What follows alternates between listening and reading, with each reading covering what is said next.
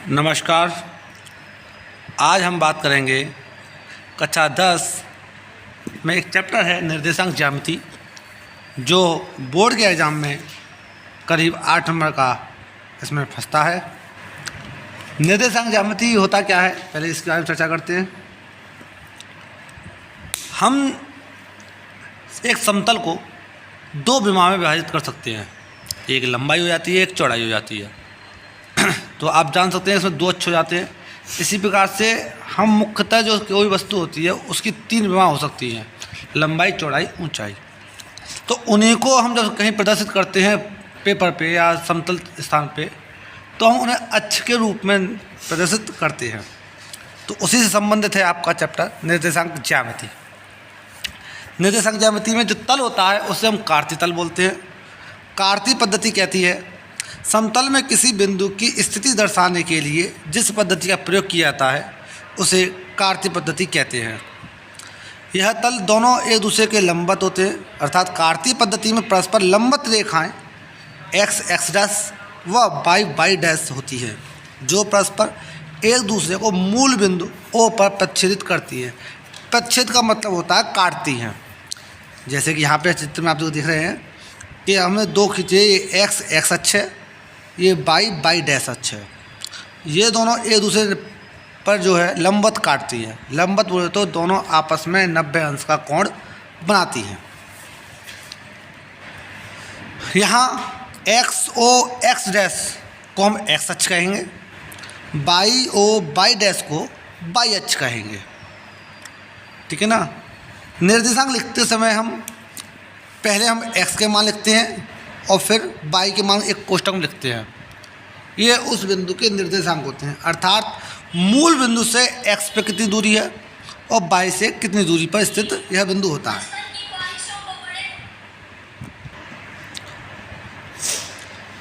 Note, x अक्ष के किसी बिंदु पर लंबवत रेखा y अक्ष के समांतर होती है। जैसे आप देख रहे हैं हम x अक्ष में लंबवत देखेंगे तो लंबवत जो भी रेखा जाएगी वो y अक्ष से होती हुई ही जाएगी, जो आपका y के समांतर रेखाएं कहलाएंगी।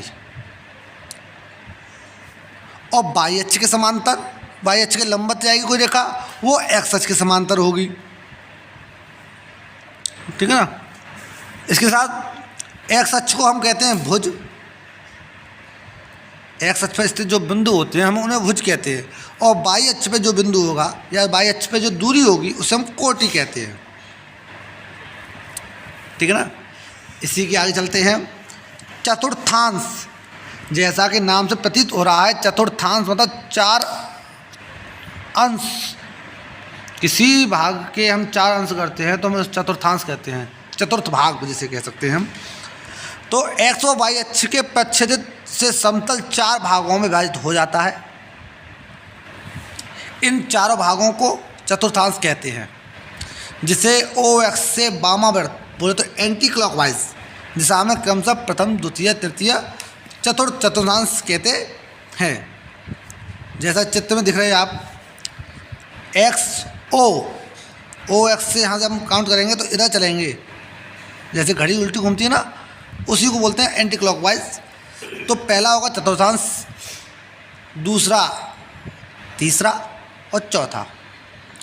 या हम ये कह सकते हैं XOY पहला चतुर्थांश, YOX डैश दूसरा चतुर्थांश, X डैश OY डैश तृतीय चतुर्थांश और XOY डैश चतुर्थ चतुर्थांश। अच्छा, इसी के साथ इनके चिन्ह भी प्रदर्शित करते हैं। x अक्ष पर हम राइट हैंड को जाते हैं तो ये होते हैं प्लस के, और लेफ्ट हैंड को जाएंगे तो ये होते हैं माइनस के। तो इन्हीं को देखते हुए हम इनके निर्देशांक बन जाते हैं। ऊपर जाएंगे तो y का मान जो होगा वो प्लस का होगा, और नीचे जाने पर किसका हो जाएगा, माइनस का। अब हम जैसे बता चुके हैं, हम पहले निर्देशांक लिखते हैं तो उसमें हम पहले x का मान लिखेंगे, बाद में y का। तो उसी प्रकार से इनके चिन्ह भी निर्धारित किए जा सकते हैं। तो इसमें x किसका आएगा, प्लस का, और y भी किसका है, पहले चतुर्थांश में। तो ये सब किधर है, राइट हैंड साइड में है और ऊपर साइड में, तो दोनों किसके होगा चिन्ह, प्लस के। उसी प्रकार से y इधर ऊपर है द्वितीय में, और ये गया लेफ्ट हैंड साइड को, तो x तो हुआ माइनस का और y हुआ प्लस का। तो हम पहले x का मान लिखते हैं, तो x का मान 22 में, बाई वो ऋण में होगा और y का मान प्लस में। तृतीय चतुर्थांश में दोनों चीज़ें नीचे और चली गई और लेफ्ट हैंड साइड चली गई, अर्थात दोनों नेगेटिव हो गए। इसी प्रकार चतुर्थ में x तो प्लस का हुआ, y ऋण का होगा, ठीक है ना। आगे चलते हैं, जब हमें दो बिंदु दिए जाए और उनके निर्देशांक दिए जाते हैं तो उनके बीच की दूरी किस प्रकार ज्ञात करते हैं। निर्देशांक, दो बिंदुओं के बीच की दूरी ज्ञात करना, ठीक है ना। तो बिंदु हमें दिया गया है ए और बी। बिंदु एक के निर्देशांक हैं x1 y1, वह बिंदु बी के निर्देशांक हैं x2 y2 दिए हैं। तब दूरी क्या होगी इनकी, तो हम दूरी निकालेंगे ए बी। ए बी होती है अंडरवुड के अंदर भुज का अंतर और कोटियों का अंतर का वर्ग करके हम जोड़ देते हैं, ठीक है ना। इसे हम इस प्रकार भी कर सकते हैं, भुजों का अंतर का स्क्वायर माइनस प्लस कोटियों का अंतर का वर्ग, इनको हम जोड़ के इनका वर्गमूल निकालते हैं, ठीक है। तो इस पर हमारा फॉर्मूला बनता है ए बी बराबर अंडरवुड अंदर x1 माइनस x2 का square plus y2 minus y1 का स्क्वायर। देखो इसमें क्या है कि अगर आप x1 से घटा रहे हो तो इधर y1 से घटाना होगा, क्योंकि उसके बाद चिन्ह चाहे प्लस का है या माइनस है, वर्ग करने के बाद वो संख्या प्लस की हो जाती है।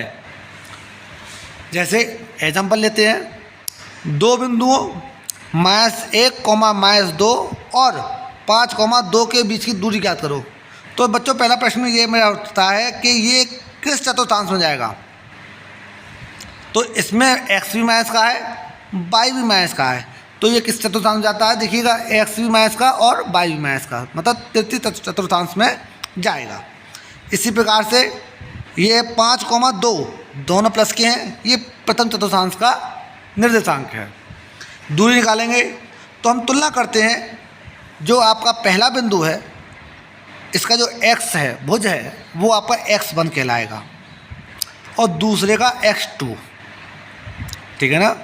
ये ऐसी प्रकार से ये y1 और y2, इनके बीच की दूरी निकालेंगे तो x1 वैल्यू -1 और x2 वैल्यू 5, चिन्ह माइनस का लगा तो माइनस होगा, तो माइनस माइनस जुड़ के प्लस हो जाएगा, तो माइनस का 1 और माइनस का 5, माइनस का 6 हुआ। इसी प्रकार से माइनस के 3, माइनस के 2, माइनस के 5 हुए। अब तो माइनस का 3 आया, लेकिन क्या करते हैं, किसका हो जाएगा, प्लस का 36 हुआ, प्लस का 25 हुआ और दोनों का 61 हो गया। 61 का वर्गमूल ले नहीं सकते, तो 61 इकाई अंडरवुड के अंदर रह जाएगी, ठीक है ना दोस्तों। एक बात और है नोट करने की, जो हम इस प्रकार कर सकते हैं कि दिए हुए बिंदु की किसी अक्ष से दूरी ज्ञात करने के लिए उसके दूसरे अक्ष के मान को हम ज्ञात करते हैं। जैसे बिंदु 3, 4 की बाई अक्ष से दूरी ज्ञात करो, तो बाई अक्ष से दूरी जब ज्ञात करेंगे, बाई अक्ष का हमारा ये, तो इससे दूर हम इधर ही जाएंगे, तो ये जो है वो x अक्ष के समांतर है, तो हम x अक्ष पे जो बिंदु होगा उसकी दूरी हम बताएंगे। 3, 4 की x से दूरी क्या होगा, बाई अक्ष से x अक्ष की दिशा में नापी गई लंबवत दूरी, तो 3 इकाई हो गई। भाई x का मान जो है वो कितना है, 3 है, तो यही जो है वो बाई अक्ष से दूरी कहलाएगी, ठीक है ना। अच्छा, इसी प्रकार से हम पूछते हैं कि x अक्ष से दूरी ज्ञात करो, तो x अक्ष से दूरी, x अक्ष ये जाएगा आपका, तो इससे दूरी इधर ही तो जाएंगे, या ऊपर जाएंगे या नीचे जाएंगे, तो वो बाई अक्ष पे तो चलना होगा, तो बाई अक्ष पे जो मान आएगा वो बताएंगे। अगर हम पूछते हैं बिंदु 3, 4 की बाई अक्ष से दूरी ज्ञात, x अक्ष से दूरी ज्ञात करो, तो उसकी दूरी 4 होगी, 4 इकाई। साथ ही मूल बिंदु जो होता है ना, मूल बिंदु आपका 0, होता है, जो मिड पॉइंट पे होता है। इस पर यहाँ पे x का मान भी 0 और y का मान भी 0 होता है। तो अब बात क्वेश्चन आता है, बिंदु 3, 4 की मूल बिंदु से दूरी क्या करो, तो मूल बिंदु क्या होगा, मूल बिंदु होगा 0, तो इसको मानेंगे हम x1 और y1, ठीक है, और x2 को मानेंगे 0 और y2 को 0। दूरी ज्ञात करेंगे, जो पहले फॉर्मूला था पूर्व में, उसी से ज्ञात करेंगे। x1 माइनस x2 का स्क्वायर, तो 3 माइनस 0 का स्क्वायर 9 हुआ, y2 माइनस y1 का स्क्वायर, तो 4 माइनस 0 स्क्वायर हुआ 16 आया, 16 और 9 25, 25 का 5 इकाई आपका वर्गमूल आता है। तो इसमें बिंदु ए से बी तक की जो दूरी होगी वो 5 इकाई होगी। ठीक है ना दोस्तों। रेखाखंड का विभाजन,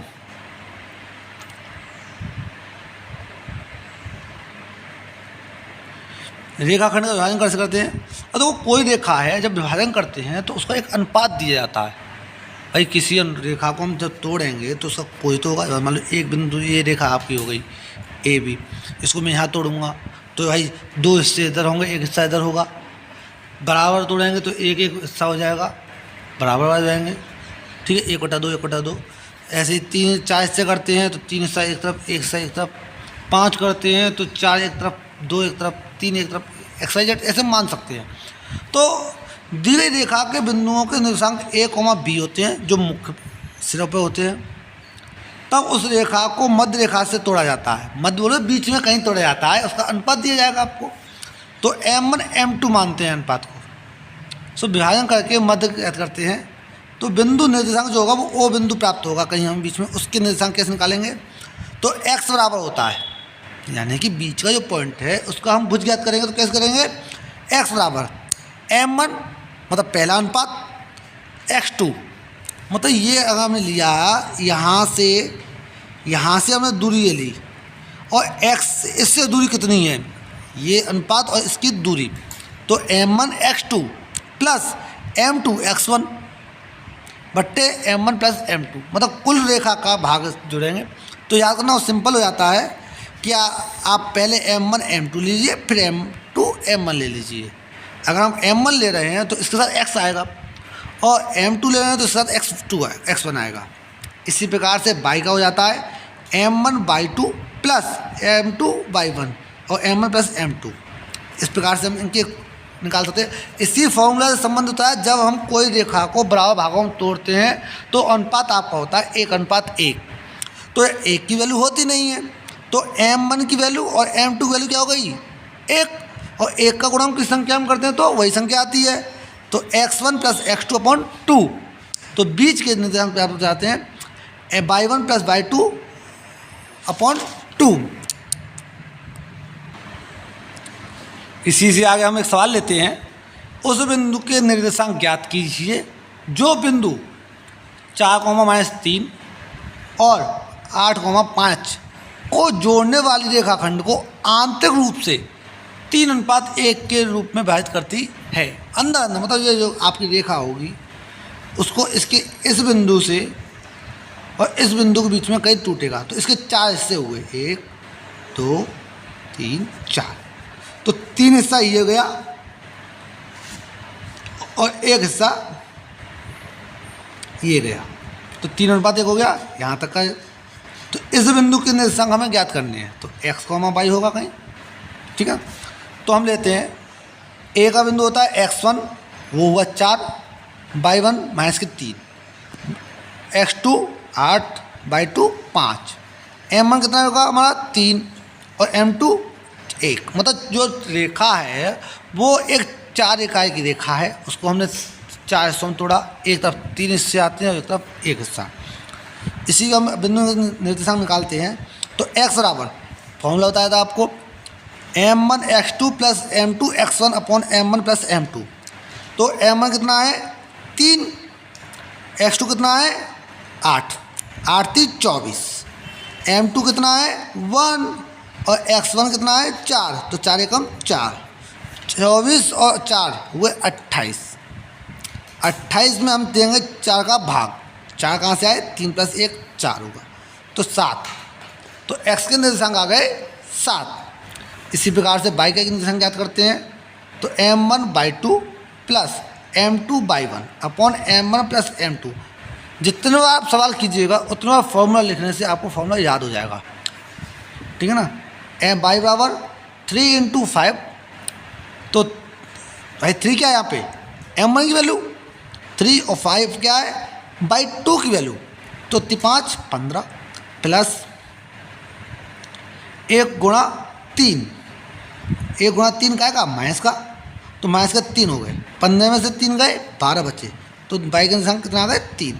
तो मूल बिंदु के वो जो मध्य बिंदु आपका है 3:1 पर, उसके निर्देशांक क्या होंगे 7,3 होंगे। इसी के आगे जब आपको किसी त्रिभुज के निर्देशांक दिए हों और उसका क्षेत्रफल ज्ञात करना हो तो किस प्रकार ज्ञात करते हैं? त्रिभुज का क्षेत्रफल जब उसके शीर्षों के निर्देशांक दिए हों, तो देखो निर्देशांक जब दिए जाएंगे तो चित्र कुछ इस प्रकार होंगे, या तो प्लस का होगा या माइनस का होगा, चतुर्थांश 4 होते हैं आपको, तो त्रिभुज किसी न चतुर्थांश में पहुंच जाएगा। तो त्रिभुज का क्षेत्रफल ज्ञात करने के लिए शीर्ष दिए जाते हैं ए बी सी। ए के निर्देशांक होंगे x1 y1, बी के निर्देशांक होंगे x2 y2 व सी के निर्देशांक होंगे x3 y3। तो फॉर्मूला होता है area of triangle A B C is equal to 1/2 x1 y2 minus y3 plus x2 y3 minus y1 plus x3 y1 minus y2। तो याद करना सिंपल हो जाता है किस प्रकार से, जब आप x1 लेंगे तो इसमें y1 नहीं आएगा, ठीक है ना। जब आप x2 लेंगे तो y2 नहीं आएगा, और x3 लेंगे तो x3 y3 नहीं आएगा। या याद ऐसे कर सकते हैं 123 231 312, बाहर x रहेगा, अंदर आपके y रहेंगे। क्षेत्रफल कभी ऋणात्मक नहीं होता है, क्योंकि क्षेत्रफल एक स्थान गिरता है, वो कभी नेगेटिव में नहीं हो सकता। पहला पॉइंट ये आता है याद करने के लिए। दूसरी बात, अगर क्षेत्रफल शून्य होता है तो वो तीनों रेखा जो तीनों बिंदु हैं वो कोई एक निश्चित आकृति नहीं बनाएंगे, ठीक है ना। और निश्चित आकृति नहीं बनाएंगे तो वो एक संरेख रेखा में होंगे। कभी कभी सवाल पूछ लेता है कि अगर बिंदु संरेख हो तो ज्ञात करो, तो कुछ नहीं, x1 y2 minus y3 plus x2 y3 minus y1 plus x3 y1 minus y2 बराबर 0 होता है। ये संरेख होने की स्थिति में है। इसी प्रकार से सवाल है, उस त्रिभुज क्षेत्रफल ज्ञात कीजिए जिसके शीर्षों ये दिए हैं। तो आप इसे आप घर पर प्रैक्टिस करें। धन्यवाद।